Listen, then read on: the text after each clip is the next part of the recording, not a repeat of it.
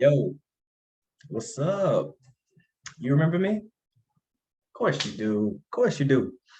Yo, look, um, first off, I want to apologize for my absence. Just life. Had to deal with some life. It's been a strange, weird experience, this phase of my life, these past couple weeks. But hey, welcome back. Give me some space. This is definitely an exclusive here. I felt like over these past couple weeks, I've been through some things that have changed me, and I felt like it was too much for me to type out. So, to everybody that has reached out to me and my family, I appreciate it. We appreciate the thoughts and prayers. My dad passed away a couple weeks ago. If you didn't know, that's the reason for our absence, my absence, and I just had to take some time to just get myself together and just understand everything that was going on. With this change that me and my dad. This is just my personal thoughts and experience with my dad. I don't speak for anybody else. This is just my way of doing this and what came to me about how I need to express myself about this situation. Me and my dad, super close, super close. I'm 34, so I had my dad for 34 years, and I can say for myself personally, um, out of those 34 years, I think I didn't really understand him until this past year, which is very strange to say, maybe for some of you, but I really started understanding my dad this past year as far as the moves he made, how he moved, but what really stuck out to me about my dad was two things. And a lot of you in this group or whoever may hear this, you may be familiar with my dad. You may know him. He was a funny guy. He was always the life of the party. He told many jokes. He just always kept people smiling. That's just what he did. And even for me to be at this point now, where I can openly talk about my dad, because um, a lot of you who have my number reached out to me, and I wasn't responding to anybody. It wasn't just you, but it wasn't anyone. I just had to go through that phase of just finding out how to do life again, without a significant person, like a parent. Like that's my dad. So, like I said, my dad, he was always the life of the party. I could think about many things, many quotes that he would always say, and it's just he was always putting a smile on somebody's face. That's what he was all about. And the two things that I'll always remember my dad by, there's plenty more, but the two main things are his work ethic. Like he was such a hard worker. Like he always worked hard. That was his thing. Like he was always going to work hard in whatever he did. But his work ethic and his heart, like he had the biggest heart. And sometimes when you have a big heart, you get used a lot. And I know that to an extent, and a lot of you know that too. It's like the more you give, the more people take from you. And that's just some things, like the way your character and your integrity, how you were put on this earth, the way God designed you was to have a big heart. Everyone doesn't have that. They don't have that giving character. But my dad was one of those people who he would give you everything. He would give you everything, even if you didn't need it. If he heard that you needed something or wanted something, he would try his best to provide that for you with no charge. That's just who he was. So I appreciate him for his heart, for everything that he stood for. He was a stand-up guy. He was a straight-up guy, and I appreciate him more and more. And I was sure to let him know that. Um, because with his unexpected passing, one thing I can say about myself is I don't have any regrets as far as our conversations or how he knew the way I felt about him. I knew how he felt about me. It was always that love and respect, between a father and son.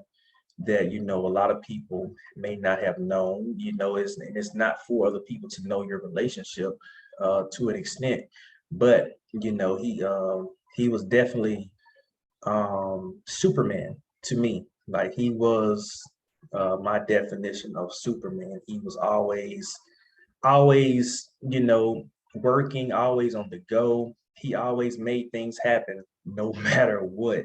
He did it. So he was definitely my Superman. And the experience I went through, because it's been exactly 2 weeks to today. It was May 28th. So um, the experience that I had to go through was understanding that a person that I talk to on a daily basis, at least every other day, in some shape or form, you know, now I have a void that I'm having to fill. And it's just like, again, that's my dad.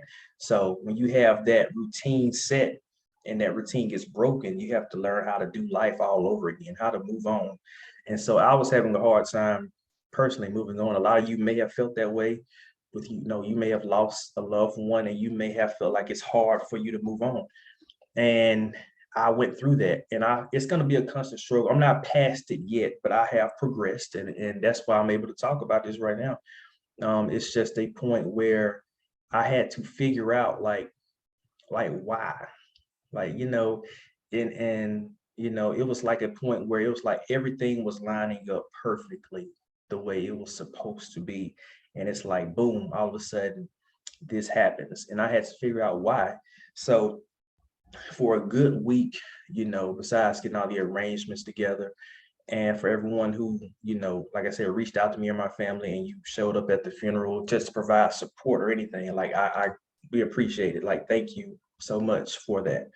And the people who, you know, in my inner circle, like my close people, like, thank you guys, man. I love y'all wholeheartedly. I said that before, and I mean that. Like, I sincerely mean that. But just figuring out how to do life, you know, all over again. And it's been a struggle. It's been tough. But what happened for me was this past Wednesday, so that was about a week and a half, um, you know, after his passing, you know, I decided to go back to the gym. Like, you know me, you know, that's my thing, like that's my getaway. So I was like, you know, this is my day. Like I gotta get out. Like I gotta do something. Like I gotta move, you know. So something told me like, okay, today is the day. Like, you know, get it together, you know, make that step and get back to your routine. So if you follow me a little bit, you know, recently I've been doing Wednesdays, have been Stairmaster Wednesdays for me. I adopted it from Big Guy. You know, Big Guy is, um, you know, it's an hour on the Stairmaster every Wednesday, and it is tough. It is tough. It is a struggle, you know, but it's more not only physical but it's mental because you want to stop, you know. So I went in there. So I'm on the Stairmaster. So I decide to listen to a sermon while I'm on the Stairmaster because music doesn't get me through an hour. I need a podcast, a sermon, or something to push me through this hour. So I decided to listen to PMJ, Pastor Mike Jr., Rock City. I decided to pull up his sermon, and I'm going through the sermon. I'm listening to him. So, of course, during this time, I'm thinking about my dad, you know, because the main thing for me, and I've talked to my mom about this, and I've talked to a couple other people, is I know I needed to move on, but I didn't want to move on and feel like, how could I say it? Like, I didn't want my dad to feel like I was moving on without him, if that makes sense. So I felt like the more I moved on, the more he may feel like, you know, I was doing it without him. And I didn't want to dishonor him in that way. So that's why it was hard for me to move on at all, like even to go to the gym, because I would talk to him on the way to the gym and stuff. So I didn't want him to feel like that. You know, I didn't want him to feel like I was dishonoring him in any way. So it was like, at times it's like, do I laugh? Like, I know it's okay to be happy. Like I get, you know, that, you know, he's in a better place. I get all of that. But it's like, I just don't know. Like, I don't feel like laughing, you know, I don't feel like smiling. And it's like, what do you do? because I'm like, you hear funny stuff, people trying to cheer you up, and it's like, you give a little fake, yeah, I get it, but you just don't want to laugh or smile. And I just wanted him to know that, like, I honor your legacy, and I don't want you to feel like I'm leaving you behind by moving forward. And I feel like this is something a lot of people struggle with, but they don't want to talk about it. I'm telling you what I was feeling and the battles that I was battling and facing at the time. And this was just Wednesday, so this is just a few days ago. So I'm not completely past this, but I'm better, you know. So I'm on the Stairmaster, and I'm not gonna give a long, drawn out story. We're just gonna get straight to it. I'm on the Stairmaster, and I can't remember the particular part of the sermon, but at some point I kind of zoned out a little bit, and I was like, I look down at the Stairmaster at the steps, and it's like I'm taking one step at a time. Like it's just one step at a time, and it starts to translate over into life, where it's like this is what you have to do: is you have to take one step at a time, day by day, step by step. You got to make that step. And so what comes to me is like, just by you getting out the house was a step. Okay. Just by you getting in the car was another step. Now you're at the gym. Now you're on a step master. Like you're still making baby steps, but you're still moving. You're taking steps. Like this is progress. So what comes to me is that during these steps that you're taking, is that you're worried about dishonoring your dad by moving on. But what God tells me is that you're so worried about dishonoring your dad that you're dishonoring me because you're mad at me because I took your dad. So you're so worried about dishonoring him, you're dishonoring me. And so now I just put my head down and start shaking my head because I'm like, yo, yo, this is crazy. Like I was not expecting to hear that. And it kind of just like shook me to my core because I'm like, you're right. Because, if you say, I'm your God and you serve me, then why are you questioning my decisions?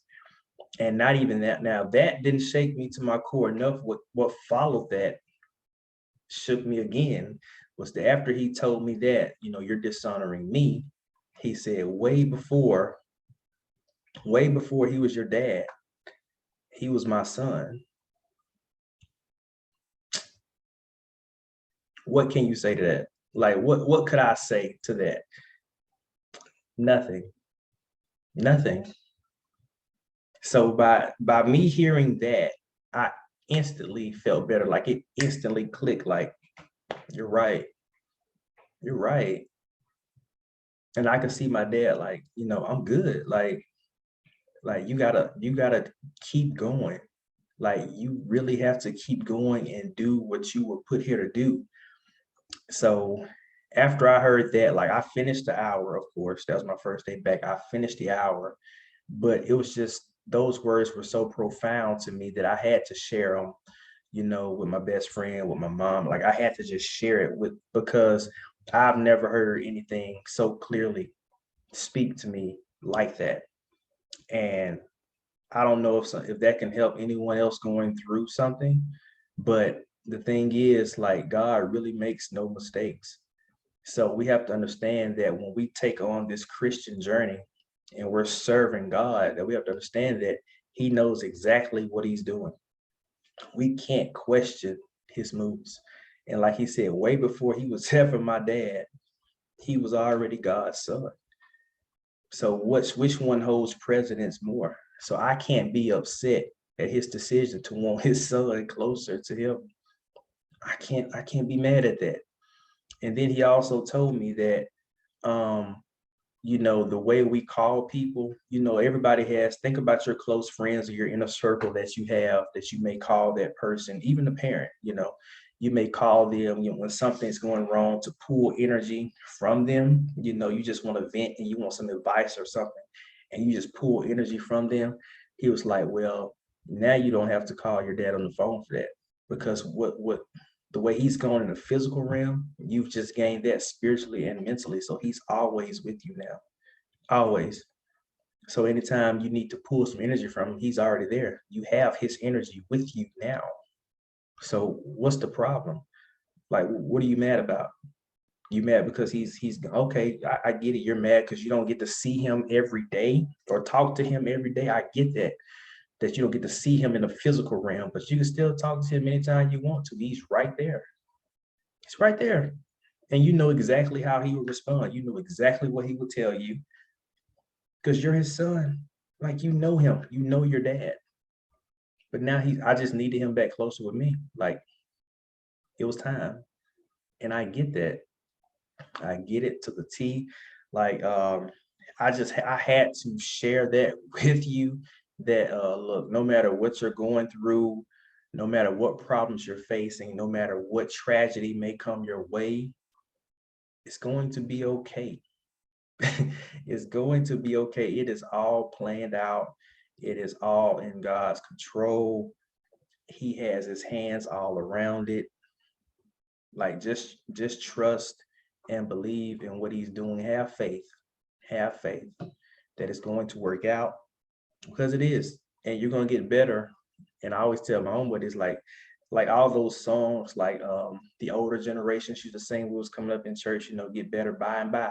Like, I never understood what by and by meant until I was in a moment where I needed to get better by and by. Like, I understand what by and by is. It's day by day, step by step. We're gonna get better by and by. And so the thing is, I also had to understand one more thing, was that a lot of times God will use pain to push you towards your promise. And you can take whatever you want to take from that.